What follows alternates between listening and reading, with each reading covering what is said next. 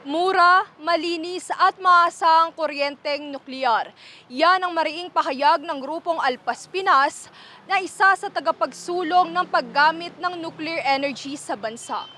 Ayon sa grupo, malaki ang polusyong idinudulot ng fossil fuels sa mundo. Dahil anila, sa datos ng Harvard, taong 2018 ay nasa 8 milyong tao ang namatay dahil dito.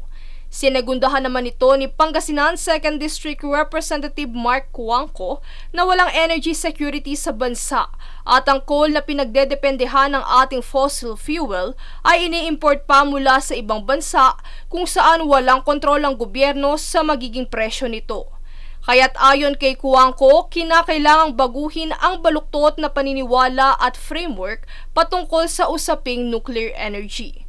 Wala pong dahilan na teknikal na ayon sa kaligtasan kung bakit hindi dapat gamitin yung plantang yan. Ngunit kung yan po ay isang political issue at gusto nating sayangin ang ating kapital dyan na mahigit $2 bilyong, nasa sa atin po yun. Ayon sa kanila, ang nuclear energy lamang ang tanging paraan upang maibaba ang presyo ng kuryente sa bansa, kung saan humigit kumulang sa kalahati ang presyong mababawas sa buwanang bayarin.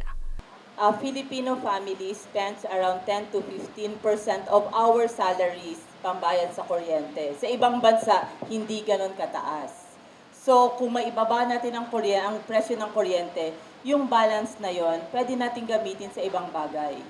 Sa kabilang banda, nabanggit din ni Cuangco na bukod sa mas murang bayarin, makikinabang din dito ang larangan ng medikal, industrial, agrikultura at radiation materials. Kung sakaling mabuksan muli ang planta ng Bataan, asahan ang pagbubukas nito sa taong 2028 hanggang 2031. Samantala, pinabulaanan ng mambabatas na ang impormasyon ukol sa naiuulat na di umano ay radiation na mula sa nasusunog na nuclear plant ay hindi totoo. At ito ay datos mula sa isang tsunami monitoring. Kaya't mariin na panawagan ni Cuangco na iwasan ang patuloy na pagpapalaganap ng maling impormasyon ukol sa nuclear power plant. Bagkus ay palaganap ang tamang impormasyon upang maipaunawa sa madla ang magandang dulot nito sa bansa.